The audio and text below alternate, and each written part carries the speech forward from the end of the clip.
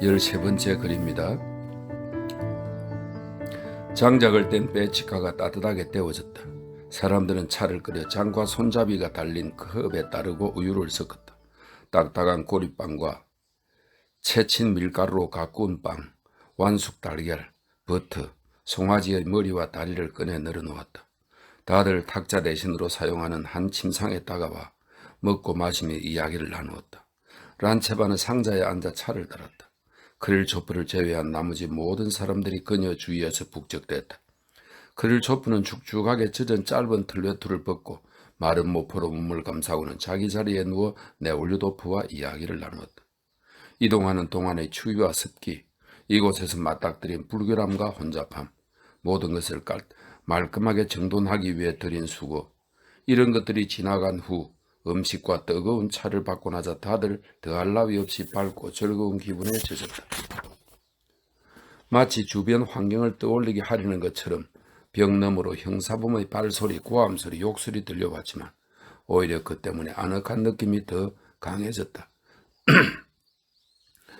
바다 한가운데의 작은 섬에 있기라도 한양, 이 사람들은 자신들을 애워싼 모욕과 고통에서 잠시 벗어난 듯한 기분을 느껴 활기를 띠고 흥분에 빠져들었다.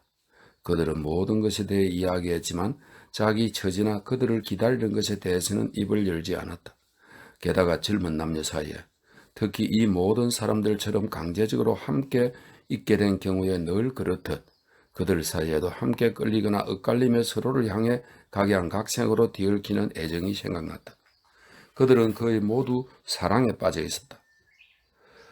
노보두보로프는 늘 생글생글 웃는 예쁜 그라베츠를 사랑했다. 그라베츠는 여자 전문학교의 학생으로 젊고 별로 생각이 없는 여자였으며 혁명의 문제에 대해서도 전혀 관심이 없었다. 그런데 시대의 영향력에 몸을 맡겨 자신의 명예를 더럽힐 만한 어떤 일을 하는 바람에 유형에 처해졌다. 자유의 몸일 때도 그랬듯 재판을 받는 동안에도, 감옥에 있는 동안에도, 유영지를 향하는 동안에도 그녀의 주된 관심사는 여전히 남자들 사이에서 인기를 끄는 것이었다. 유영지로 가는 지금은 노보두보로프가 그녀에게 푹 빠져있어 위안을 얻었고 그녀도 그를 좋아하게 됐다. 쉽게 사랑에 빠지는, 언제나 함께 나누는 사랑을 꿈꾸지만 남자들에게 사랑을 불러일으키지 못하는 베라 예프레모브나는 때로는 나바토브에게, 때로는 노보두보로프에게 마음을 빼앗기곤 했다. 그를 좁히는 마리아 파블로브나에게 사랑 비슷한 감정을 품었다. 그는 남자가 여자를 사랑할 때의 감정으로 그녀를 사랑했다. 하지만 연애에 대한 그녀의 태도를 알았기에 그녀가 특별히 자상하게 보살펴준 데 대한 감사와 우정의 표시로 자신의 감정을 교묘하게 숨겼다. 나바토브와 란체바는 매우 복잡한 애정관계로 얽혀 있었다. 마리아 파발로브나가 완벽하게 순결한 처녀였다면 란체바는 완벽하게 고결한 유부녀였다. 아직 김나지움에 다니던 16살에 그녀는 페테르부르크 대학의 학생이던 란체프와 사랑에 빠졌고 19살에 아직 대학에 재학 중이던 그와 결혼을 했다. 남편은 4학년 때 학내 분규에 휘말려 페테르부르크에서 추방된 후 혁명가가 됐다. 그녀는 청강 중이던 의학 전문학교를 자퇴하고 남편을 따라 역시 혁명가가 됐다. 만약 남편이 세상 모든 사람들 중 가장 훌륭하고 똑똑한 사람이라고 생각하지 않았다면 그를 사랑하지 않았을 테고, 또 사랑하지 않았다면 결혼하지도 않았을 것이다. 그런데 그녀가 세상에서 가장 훌륭하고 똑똑하다고 확신하는 남자와 사랑에 빠지고 결혼을 하고 나자 그녀는 자연스럽게 세상에서 가장 훌륭하고 똑똑한 남자와 똑같은 시선으로 삶과 그 목적을 보게 됐다. 처음에 그는 인생의 목적이 배움에 있다 생각했고 그녀도 그와 똑같이 생각했다. 그가 혁명가가 되자 그녀도 혁명가가 됐다. 그녀는 현존하는 질서가 지속될 수 없으며 모든 인간의 의무는 이 질서와 싸우고 개인이 자유롭게 발전할 수 있는 정치적, 경제적, 생활 조건을 확립하기 위해 노력하는 것이라고 아주 훌륭히 증명할 수 있었다. 그리고 자신이 정말 그렇게 생각하고 느낀다고 여겼다. 그러나 사실 남편의 모든 생각을 절대적인 진리로 생각하는 것에 지나지 않았다. 그녀는 오로지 한 가지만을, 즉 남편의 영혼과 완전히 하나가 되는 것만을 추구했다. 그것만이 그녀에게 도덕적 만족감을 주었다. 남편과 아이, 그녀의 어머니가 맡아 키우고 있었다. 그는 관로에 돼 있어요. 남편과 아이와 헤어지는 것은 견디기 힘든 일이었다. 하지만 그녀는 그 이별을 의연하고 침착하게 견뎠다. 남편을 위해, 그리고 의심할 여지 없이 올바른 대의를 위해 견디는 것임을 알았기 때문이다. 그녀의 마음은 언제나 남편과 함께했다. 예전처럼 지금도 남편 외에 다른 어느 누구도 사랑하지 않았고 또 사랑할 수도 없었다. 그러나 그녀를 향한 나바토브의 헌신적이고 순수한 사랑이 그녀의 마음을 움직이고 두근거리게 했다. 그는 도덕적이고 착실한 남자인데다 남편의 친구였기에 그녀를 루이처럼 대하려고 했었다. 그러나 그녀를 향한 태도가 그 이상의 무언가가 엿보이곤 했으며 그 이상의 무언가는 두 사람 모두에게 두려움을 안기는 동시에 지금의 고단한 삶을 아름답게 채색해 주었다. 그리하여 이 무리에서 사랑으로부터 완전히 자유로운 사람은 오직 마리아 파블로브나와 곤드라치예프뿐이었다.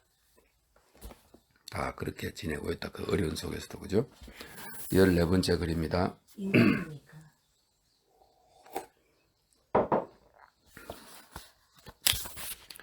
네올료도프는 다 함께 차를 마시고 저녁 식사를 하고 난 후에는 늘 그랬듯 카츄샤와 단둘이 이야기를 할 수 있을 거라 기대하면서 그릴 조프 옆에 앉아 담소를 나누었다. 말이 나온 김에 그는 마카르가 부탁한 일과 그가 저지른 범죄에 대해 들려주었다. 그릴 조프는 빛나는 눈동자로 네올료도프의 얼굴을 뚫어지게 쳐다보며 유심히 들었다. 그렇습니다. 그가 갑자기 말했다. 종종 이런 생각에 사로잡힙니다. 여기 우리가 그들과 함께 걷고 있다. 그들과 함께라니 그들이 누구지? 이런 생각 말입니다. 그들은 우리가 옹호하고자 하는 사람들이죠. 하지만 우리는 그들에 대해 모를 뿐 아니라 알고 싶어 하지도 않습니다. 더 나쁜 것은 그들이 우리를 정오하고 적으로 생각한다는 것이죠. 정말이지 끔찍한 일입니다. 끔찍할 것 없어요. 대화에 귀를 기울이던 노보드보로프가 말했다. 대중은 언제나 권력만을 숭배합니다. 그가 특유의 거친 목소리로 말했다. 정부가 권력을 쥐었을 때 그들은 정부를 숭배하고 우리를 정오하죠. 내일 우리가 권력을 잡으면 우리를 숭배할 테고요. 그때 벽 너머에서 폭발하듯 쏟아지는 욕짓거리, 몇몇 사람들이 벽에 부딪히며 웅성대는 소리, 쇠사슬 소리, 비명과 고함 소리가 들렸다. 누군가가 구타를 당하고 누군가가 살려주어라고 소리를 질렀다. 봐요, 저들은 짐승이라고요. 우리와 저들 사이에 도대체 뭐가 통할 수 있겠습니까? 노보드보로프가 태연하게 말했다. 저들을 짐승이라고 하다니. 방금 네올료도프는 이런 행동에 대해 이야기하고 있었어. 크릴초프가 흥분하며 말하고는 마카르가 고향 사람을 구하기 위해 목숨을 무릅쓴 일을 들려주었다. 그건 짐승의 짓거리가 아니라 영웅적인 행위야. 감상주의야. 노보드보로프가 비아냥거리듯 말했다. 우리로서는 저 사람들의 감정과 행위의 동기를 이해하기가 어려워. 당신은 그걸 관대함으로 보지만 어쩌면 그 징역수에 대한 질투일지도 몰라. 왜 당신은 다른 사람들에게서 좋은 점은 전혀 보려고 하지 않아? 마리아 파블로브나가 갑자기 열을 올리며 말했다. 갈로 열고 그녀는 모든 사람에게 반말을 썼다. 없는 걸 무슨 수로 봐? 어떻게 없을 수가 있어? 한 사람이 끔찍하게 죽을지도 모를 위험을 감수하고 있는데. 난 이렇게 생각해. 노보드보로프가 말했다. 우리가 자신의 과업을 해내고자 한다면 그 첫 번째 조건은 갈로 열고 콘트라치예프가 램프 옆에서 읽던 책을 내려놓고 자기 스승의 말을 주의 깊게 듣기 시작했다. 이 노보드보로프가 이제 상당한 지도자라고 합니까, 그죠? 노보드보로프가 아까 유부녀하고 둘이 좋은 감정을 가지고 있었다 했죠. 아니 노보드보로프는 그 어린 처녀, 별로 그 운동에 관심이 없었지만 이제 관심을 갖게 된 그 처녀. 그 연결이 잘 안 되네. 뭐 중요한 거 아니니까. 우리가 자신의 과업을 해내고자 한다면 그 첫 번째 조건은 환상을 품지 말고 사물을 있는 그대로 보는 거야. 민중을 위해 모든 것을 하되 그들에게서 아무것도 기대해서는 안 돼. 대중은 우리 활동의 객체일 뿐 지금처럼 타성에 젖어 있는 동안에는 우리 동반자가 될 수 없어. 그가 마치 강의를 하듯 말하기 시작했다. 따라서 발전 과정이 일어나기 전에 그들에게서 도움을 기대하는 것은 완전히 허상이야. 우리는 지금 그 발전 과정을 위해 대중을 양성하고 있잖아. 무슨 발전 과정? 얼굴이 새빨개진 크릴초프가 말했다.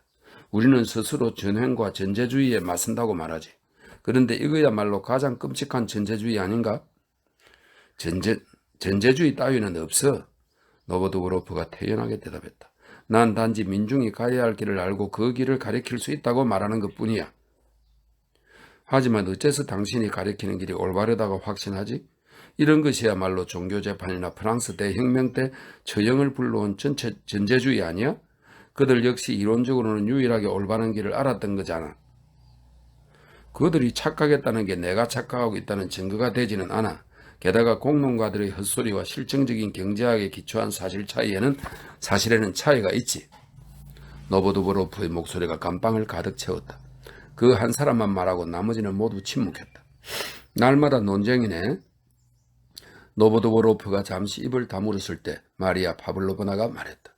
그럼 당신은 이 문제에 대해 어떻게 생각합니까? 네올리도프가 마리아 파블로브나에게 물었다. 아나톨리가 옳다고 생각해요. 우리 생각을 민중에게 강요해서는 안 되죠. 그럼 당신은요, 카츄샤? 네올리도프가 미소를 지으면서 물었다.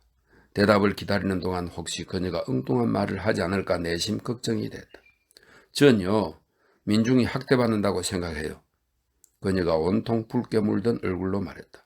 민중은 심한 학대를 받고 있어요. 맞습니다. 미하일로브나 당신 말이 맞아요. 나바토프가 큰 소리로 외쳤다. 민중은 심한 학대를 받고 있어요. 그들이 학대받지 않게 해야 합니다. 우리의 모든 과업은 오로지 그것을 위한 것입니다. 혁명 과제에 대한 이상야릇한 개념이로군. 노보드브로프는 이렇게 말하고 성난 표정으로 말없이 담배를 피우기 시작했다.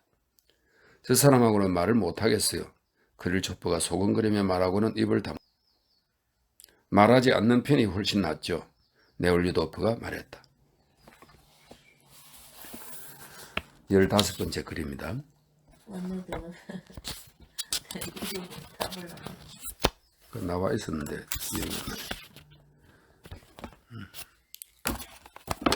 그저 마슬로바를 좋아하는 사람은 누구였어요? 그래 그 이름은 뭐죠? 시몬손인가 크리스토프가 그랬습니다. 시몬son. 노보드브로프가 모든 혁명가에게 큰 존경을 받는다 해도 또 그가 아주 박식한 데다 매우 똑똑한 사람으로 여겨진다 해도 네올리도프는 도덕적 자질이 평균 수준보다 낮은 그를 일반인보다 훨씬 못한 혁명가들 범주에 포함시켰다. 그 사람의 지력, 즉 그의 분자는 컸다. 그런데 자신의 견해, 즉 그의 분모가 비할 데 없이 엄청나게 컸으며 이미 오래전부터 그 지력을 웃돌았다. 그는 정신생활 면에서 시몬손과 정반대 성향을 띈 사람이었다. 시몬손은 주로 남성적 성향을 지닌 부류에 속했다. 그런 성향을 가진 사람들의 행동은 사유활동에서 비롯되고 그것을 통해 결정된다. 그런데 노보드브로프는 주로 여성적 성향을 지닌 인간 부류에 속했다. 그런 사람들의 사유활동은 어느 정도는 감정이 세운 목표의 달성에 어느 정도는 감정이 불러일으킨 행위의 정당성에 맞춰져 있다.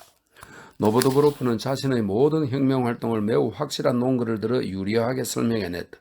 하지만 네올리도프에게는 그 활동이 그저 사람들보다 우위에 서리는 욕망과 허영의 바탕을 둔 것으로 보였다. 처음에 그는 타인들의 생각을 흡수하고 차별이 좀 나오네. 그것을 정확하게 전달하는 재능 덕분에 학창시절 그런 재능을 높이 평가하는 환경에서 교사들과 학생들로부터 우월함을 인정받을 수 있었으며 그것에 만족감을 느꼈다. 그러나 학위를 받고 학업을 마치면서 그런 우월감을 더 이상 느낄 수 없게 되자 노보드브로프를 좋아하지 않는 크릴초프가 네올리도프에게 이야기했듯이 새로운 환경에서 우월한 지위를 얻기 위해 갑자기 시각을 완전히 바꿔 온건한 자유주의에서 급진적인 인민의지 당원이 됐다. 그의 성품에는 의욕과 동료를 불러일으키는 도덕적 자질과 미적 자질이 아예 없었기 때문에 그는 혁명활동의 세계에서 자신의 자부심을 충족시켜 줄 만한 지위, 즉 당 지도자라는 지위를 아주 빠른 속도로 차지했다. 일단 방향을 선택하고 나자 더 이상 의심하지도 동요하지도 않았으며 그 길과 자신은 절대 실수하지 않는다고 확신하기에 이르렀다. 모든 것이 대단히 단순하고 선명하고 명백히 보였다. 그리고 그 협소하고 편협한 시각에 비추어 보면 사실 모든 것이 아주 단순하고 선명해졌다. 그가 말한 것처럼 그저 논리적이기만 하면 됐다. 엄청난 자신감은 그에게 혐오감을 느끼거나 굴복하는 사람들만 나왔다. 그의 활동은 그 끝없는 자기 과신을 심오함과 현명함으로 받아들이는 매우 젊은 사람들 사이에서 이루어졌다. 그래서 대다수가 그에게 복종했고 그는 혁명가 집단에서 큰 성공을 거두었다. 그의 일은 봉기를 준비하는 것이었다. 봉기가 일어나면 그가 권력을 찬탈하고 국민의회를 소집해야 했다. 또한 국민의회에서 그가 작성한 강령이 제시되어야 했다. 그리고 그는 그 강령이 모든 문제를 해결할 만큼 반드시 실행에 옮겨질 거라고 굳게 믿고 있었다. 동료들은 대담함과 과감함 때문에 그를 존경했지만 사랑하진 않았다. 그는 아무도 사랑하지 않았고 뛰어난 사람들을 전부 경쟁자로 대했다. 할 수만 있다면 기꺼이 늙은 원숭이가 젊은 원숭이에게 하듯 그들을 대했을 것이다. 그가 재능을 발휘하는 것을 다른 사람들이 방해 못하게 할 수만 있다면 그들에게서 모든 지력과 재능을 앗았을지도 모른다. 그는 자기를 숭배하는 사람들만 아꼈다. 유영지로 이동 중인 요즘 그가 그런 식으로 대하는 이들은 그의 프로파간다에 영향을 받은 노동자 콘드라치예프, 그에게 푹 빠진 베라 예프네모브라와 예쁘장한 그라베츠였다. 그는 원칙적으로 여성운동을 옹호했지만 마음속 깊은 곳에서는 모든 여자들을 어리석고 하찮은 존재로 생각했다. 예외가 있다면 지금 그라베츠에게 그러듯 그가 종종 감상적으로 빠져드는 여자들 뿐이었다. 그럴 때는 그 여자들을 오직 자기만 그 장점을 알아볼 수 있는 비범한 여성으로 생각했다. 남녀관계는 모든 문제가 다 그렇듯 그에게 아주 단순하고 선명해 보였으며 자유연애를 인정하면 완전히 해결될 것 같았다. 그에게는 이름뿐인 아내와 실질적인 아내가 있었는데 실질적인 아내와는 둘 사이에 진정한 사랑이 없다고 확신해서 헤어졌다. 그리고 지금은 그라베츠와 새롭게 자유결혼을 할 생각을 품고 있었다. 그는 네올류도프를 경멸했다. 그의 표현을 빌리자면 네올류도프가 마슬로브 앞에서 잘난 척을 하기 때문이었다. 특히 네올류도프가 주제넘게도 기존 체제의 결점이나 그것을 개선할 방법에 대해 노보도보로프가 생각하는 그대로 받아들이기는커녕 무슨 이유에서인지 자기식으로, 공작식으로, 즉 멍청이식으로 생각했기 때문이다. 네올류도프는 자신에 대한 노보도보로프의 이런 태도를 알았다. 그리고 여정 내내 온화한 감정을 유지해온 자신이 이 남자에게 똑같은 태도로 안갚음하고 있으며 강한 반감을 억누르지 못하는 것을 깨닫고는 괴로워했다. 서로 안 좋게 생각했네. 그런데 노보도보로프처럼 이런 지도자가 우리 80년대도 많았습니다. 그래서 싸우고 맨날. 16번째 글입니다. 옆방에서 감독관들의 목소리가 들렸다. 주위가 조용해졌다. 뒤이어 특무상사가 호송병 2명을 거느리고 들어왔다. 점호였다. 특무상사는 한 사람 한 사람을 손가락으로 가르치며 모든 사람들을 세했다. 네올류도프의 순번이 오자 그가 부드럽고 친밀하게 말했다. 공장님, 점호 후에는 계실 수 없습니다. 나가셔야 합니다. 네올류도프는 무슨 뜻인지 알고 그에게로 다가가 미리 준비해둔 3루브를 찔러주었다. 참 공장님께서 어쩔 도리가 없다니까요. 좀 더 계셔도 좋습니다. 돈 앞에 참. 특무상사가 막 나가려는데 다른 부사관이 들어왔다. 뒤이어 턱수염이 듬성듬성 나고 눈 밑에 멍이든 키 크고 야윈 남자 죄수가 들어왔다. 여자아이 때문에 왔습니다. 죄수가 말했다. 아빠가 왔어요. 갑자기 어린아이의 또랑또랑한 목소리가 들리더니 란체바의 품에서 작은 금발머리가 쑥 튀어나왔다. 란체바는 마리아 파블로브나와 카츄샤와 함께 자기 치마로 여자아이를 위해 새 옷을 만들고 있었다. 아빠야, 우리 딸 아빠야, 부족킨이 다정하게 말했다. 아이는 여기에서 잘 지내고 있어요. 마리아 파블로브나가 부족킨의 멍든 얼굴을 안쓰럽게 쳐다보며 말했다. 아이를 우리에게 맡기세요. 마님들이 나한테 새 로포치를 만들어주고 있어. 로포치는 시베리아풍의 옷이랍니다. 여자아이가 아버지에게 란체바의 바느질감을 가리키며 말했다. 멋지고 예쁘지? 아이가 제잘거렸다. 우리와 함께 잘래? 란체바가 아이를 어루만지며 말했다. 네, 아빠도요. 란체바의 얼굴이 미소로 환해졌다. 아빠는 안 돼. 그녀가 말했다. 그냥 아이를 두고 가세요. 그녀가 아이의 아버지를 돌아보았다. 두고 가도 될 겁니다. 특무상사가 문과에 멈춰서서 말하고는 부사관과 함께 나갔다. 호송병들이 나가자마자 나바토프가 부초킨에게 다가와 어깨를 툭툭 치며 말했다. 이봐요, 형씨. 당신네 까르마노프가 바꿔치기를 하려고 한다는 게 사실인가요? 부족킨의 온화하고 다정한 얼굴에 갑자기 슬픔이 떠올랐다. 그의 눈동자가 어떤 얇은 막으로 덮였다. 우리는 아무 말도 못 들었는데요. 설마 그럴까요? 그가 말했다. 여전히 얇은 막에 덮인 눈으로 덧붙여 말했다. 그럼 악슈카 마님들과 편히 있으렴? 그게 좋을 것 같구나. 그러고는 서둘러 나갔다. 다 알고 있어. 바꿔치기에 대한 이야기가 사실이군. 나바토브가 말했다. 어떻게 하실 건가요? 마을에 가서 책임자에게 말하겠습니다. 내가 그 두 사람의 얼굴을 알아요. 네올리도프가 말했다. 논쟁이 다시 시작될까 두려운지 다들 입을 다물고 있었다. 침상 한 구석에 아무 말 없이 계속 팔베기를 하고 누워있던 시몬손이 결연한 모습으로 몸을 일으키고는 앉아있는 사람들 주위를 조심스럽게 빙 돌아 네올리도프에게 다가왔다. 지금 이야기를 들어주실 수 있을까요? 물론입니다. 네올리도프는 이렇게 말하고 그를 따라 나서기 위해 일어섰다. 몸을 일으키는 네올리도프를 쳐다보다 그와 눈이 마주친 카츄샤가 붉어진 얼굴로 무슨 영문인지 모르겠다는 듯 고개를 저었다. 당신에게 말하고 싶은 건 이겁니다. 네올리도프와 함께 복도로 나간 뒤 시몬손이 말문을 열었다. 복도에 나오자 형사범들의 낮은 웅얼거림과 폭발하는 듯한 목소리가 한층 크게 들렸다. 네올리도프는 얼굴을 찌푸렸지만 시몬손은 그 소리에 놀라지 않는 듯했다. 당신과 까체리나 미할로브나의 관계를 알기에 그가 선한 눈동자로 네올리도프의 얼굴을 진지하게 똑바로 쳐다보며 말을 이었다. 이렇게 하는 게 내 의무라고 생각해서 그는 계속 말하려 했지만 문 가까이에서 두 목소리가 무언가에 대해 다투며 한꺼번에 소리쳤기 때문에 말을 멈춰야 했다. 내가 말하잖아 멍청아. 내 것이 아니라니까. 한 목소리가 외쳤다. 내 놈의 목을 매달아 주마 악마 같은 놈. 다른 목소리가 거칠게 외쳤다. 그때 마리아 파블로브나가 복도로 나왔다. 여기에서 어떻게 이야기를 나눌 수 있겠어요? 그녀가 말했다. 이리 와요. 여기엔 베로치카밖에 없어요. 그러더니 아마도 독방이었을 것 같은 아주 작은 옆방으로 앞장서서 들어갔다. 그 방은 지금 정치범 여자들이 자유롭게 사용하고 있었다. 침상에는 베라 예프레모브나가 머리까지 모포를 뒤집어 쓴 채 누워있었다. 편두통이 있대요. 베라는 잠이 들어서 못 들어요. 난 나갈게요. 마리아 파블로브나가 말했다. 그러지 말고 여기 남아줘. 시몬손이 말했다. 난 아무래도 숨길 비밀이 없어. 하물며 당신에게 뭘 숨기겠어? 그래 좋아.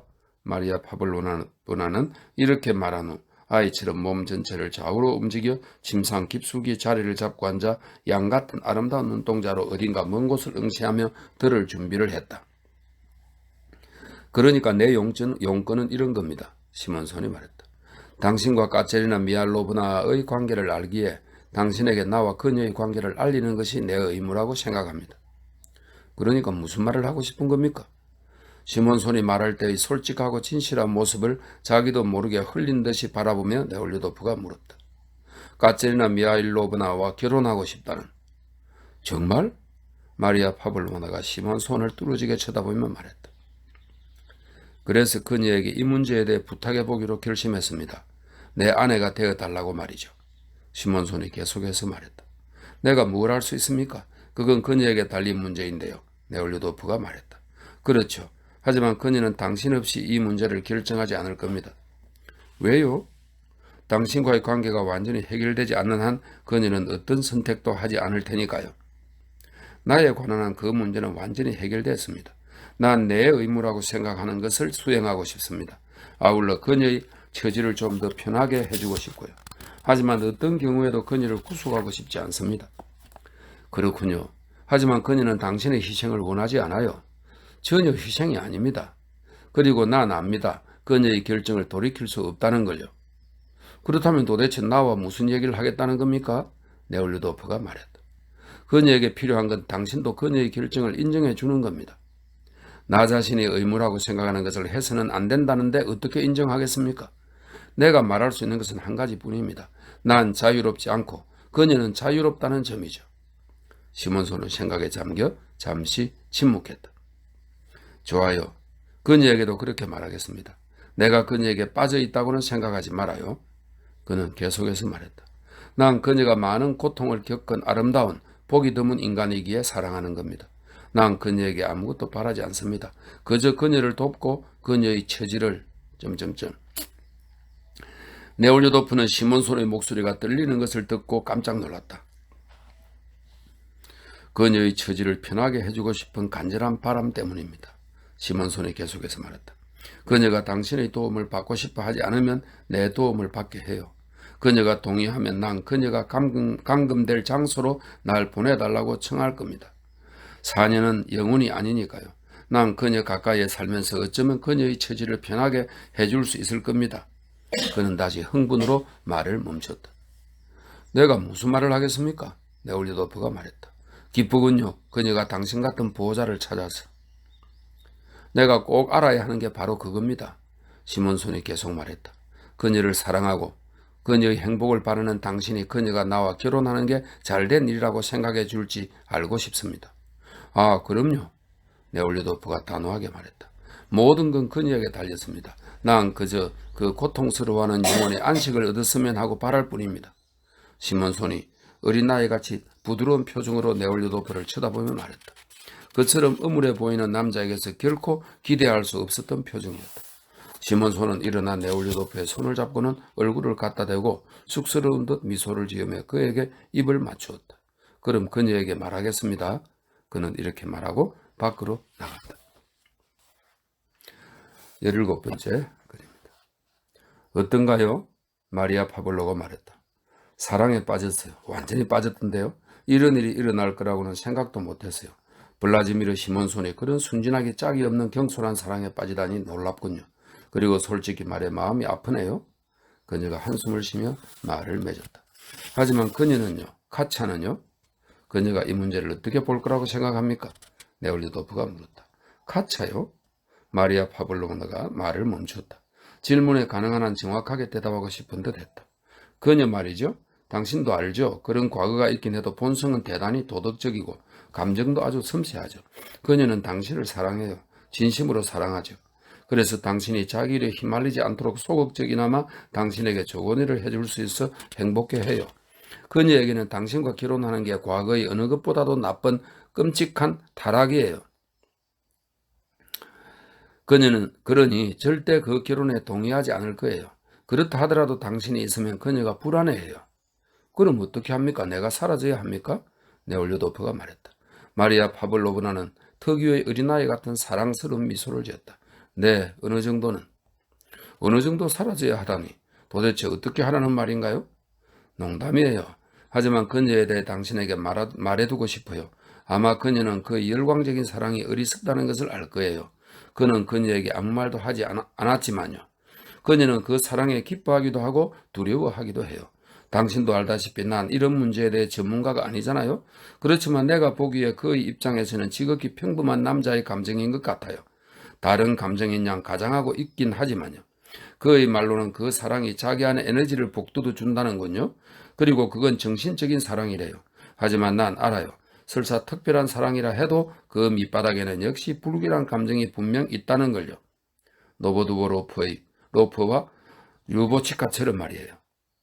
마리아 파블로브나는 자신이 좋아하는 테마에 대해 이야기하느라 주제에서 벗어났다. 그래서 난 도대체 어떻게 해야 합니까?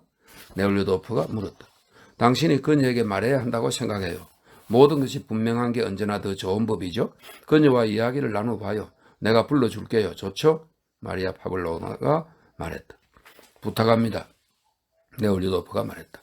그러자 마리아 파블로나가 방에서 나갔다. 작은 방에 혼자 남아 이따금 신음소리에 끊어지는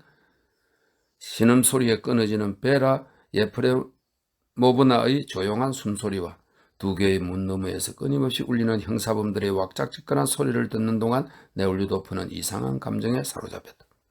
시몬손이 한 말이 그를 스스로 떠하는 의무로부터 자유롭게 해주었다. 나약해진 순간에는 괴롭고 기이하게 느껴지던 의무감이었다. 하지만 지금은 어쩐지 불쾌할 뿐 아니라 고통스러운 기분마저 들었다. 그 감정에는 시몬손의 제안이 자기 행동의 특별함을 망가뜨리고 자기 눈에나 다른 이들의 눈에나 자신이 견디는 희생의 가치를 떨어뜨렸다는 느낌도 묻어 있었다. 그녀와 아무 관계도 없는 그처럼 훌륭한 사람이 그녀와 운명을 결합하기를 원하는 이상 그의 희생은 더 이상 별 의미가 없게 됐다. 어쩌면 질투라는 단순한 감정도 담겼을지 모른다. 그는 자신을 향한 그녀의 사랑에 너무 익숙해진 나머지 그녀가 다른 남자를 사랑할 수도 있다는 사실을 받아들일 수 없었다. 게다가 그가 세워둔 계획, 즉 그녀가 형기를 마칠 때까지 그 옆에서 지내겠다는 계획이 어그러지게 됐다. 그녀가 시몬손과 결혼하면 그의 존재는 필요 없어지고 그는 새로운 생활 계획을 세워야 할 것이다. 그가 미처 자기 감정을 정리하기 전에 한층 더 요란해진 형사범들의 왁작지근한 소리가 열린 문으로 훅 날아들더니 카츄샤가 방으로 들어갔다. 그녀가 빠른 걸음으로 그를 향해 다가왔다. 마리아 파볼보나가 보냈어요. 그녀가 그의 옆에 가까이 서며 말했다. 그래요. 당신과 잠시 이야기를 해야 해요. 자, 앉아요. 블라지미르 이바노비치와 이야기를 나눴어요. 그녀는 무릎에 두 손을 포개고 앉았다. 평온해 보였다. 그러나 네올리도프가 시몬손의 이름을 꺼내자마자 그녀의 얼굴이 새빨갛게 물들었다. 그 사람이 당신에게 무슨 말을 했나요? 그녀가 물었다. 당신과 결혼하고 싶다더군요. 그녀의 얼굴이 갑자기 고통의 표정을 띠며 일그러졌다. 그녀는 아무 말도 하지 않고 그저 눈을 내리깔았다. 그가 나에게 동의 혹은 조언을 구하는군요. 난 모든 게 당신에게 달렸고 당신이 결정해야 한다고 말했습니다. 아, 그게 무슨 말씀이에요? 왜요? 그녀가 이렇게 말하고는 언제나 네올리도프에게 유난히 강한 영향력을 미치는 그 묘한 사시로 그의 눈을 쳐다보았다. 몇 초 동안 그들은 말없이 서로의 눈을 바라보았다. 그리고 그 눈길은 두 사람 모두에게 많은 말을 남겼다. 당신이 결정해야 해요. 네올리도프가 거듭 말했다. 내가 뭘 결정해야 하는데요? 그녀가 말했다. 모든 건 오래전에 정해졌어요. 아니요. 블라지미르 이바노비치의 제안을 받아들일지 말지 당신이 결정해야 해요. 네올리도프가 말했다. 제가 무슨 아내가 될 수 있겠어요? 징역수인데 왜 제가 블라지미르 이바노비치까지 파멸시켜야 하나요? 그녀가 얼굴을 찡그리며 말했다. 그래요. 하지만 특별 사면을 받으면요? 네올리도프가 말했다. 아, 절 내버려 두세요. 더 이상 드릴 말씀이 없어요. 그녀는 말을 마치고 자리에서 일어나 방을 나갔다. 본인은 결혼 이런 생각지도 않고 있다.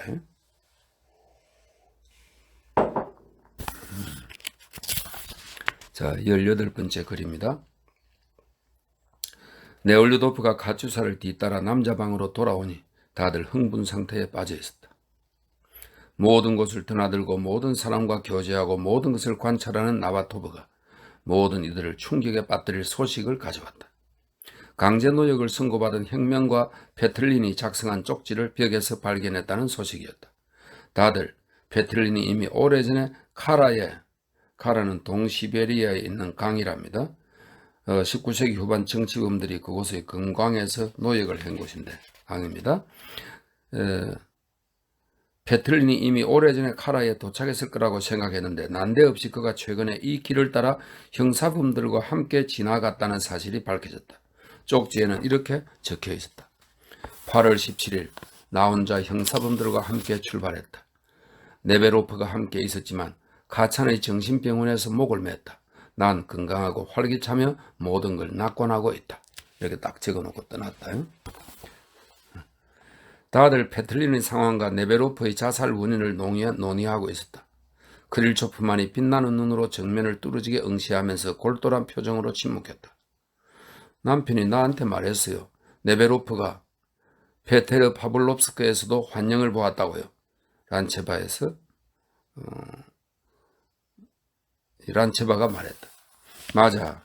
시인이나 몽상가 같은 그런 인간들은 독방을 견디지 못하지. 노보드보로프가 말했다.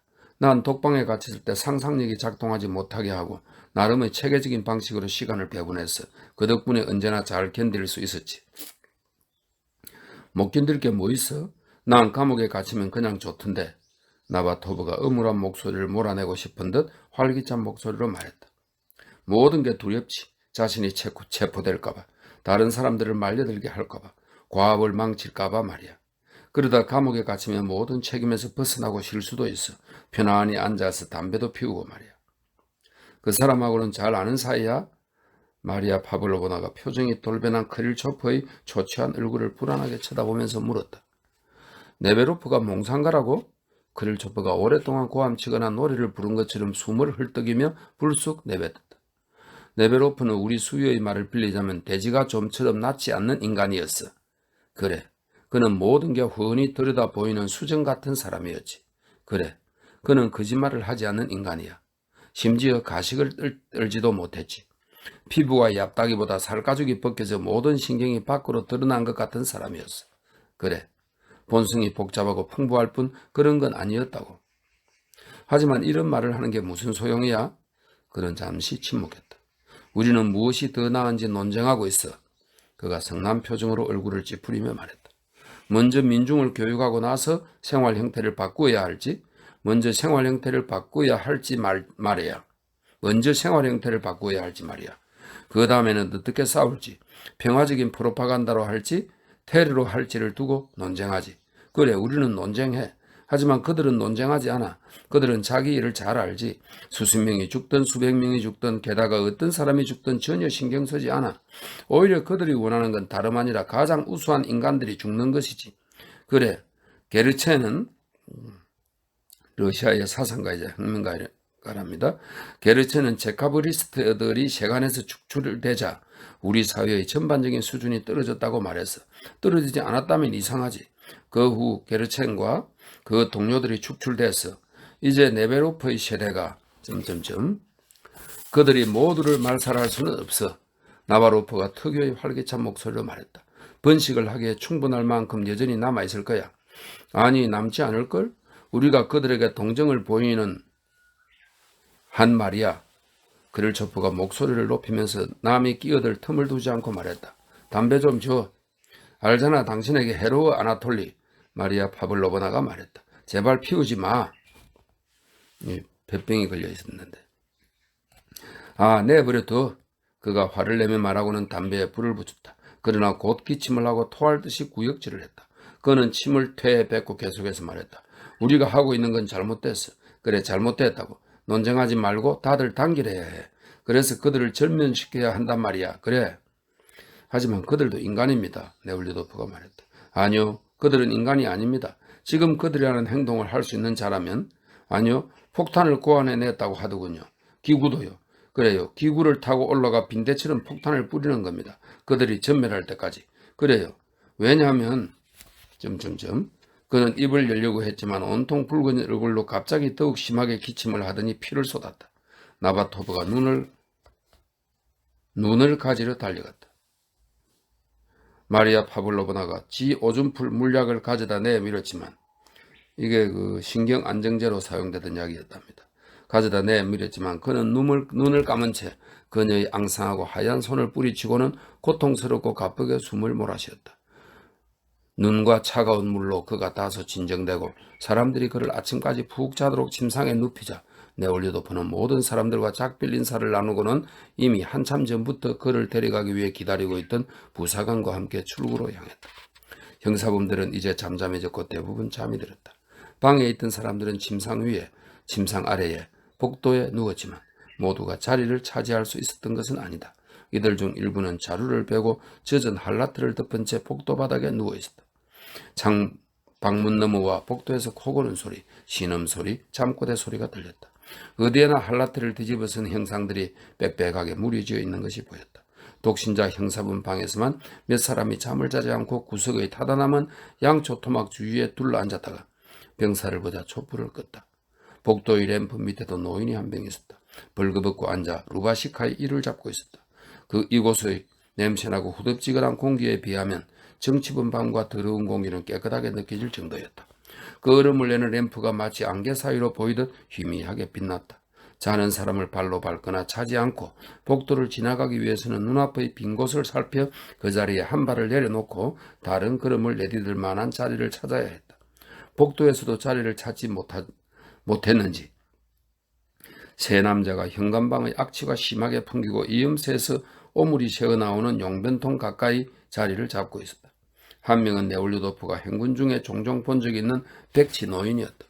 또 한 사람은 10살가량의 사내 아이였다. 아이는 두 죄수 사이에 누워 손으로 뺨을 받친 채 한 죄수의 다리를 베고 잠들어 있었다. 대문 밖으로 나온 네올리도프는 걸음을 멈추고 얼어붙을 듯이 차가운 공기를 오랫동안 가슴 가득 힘껏 들이마셨다.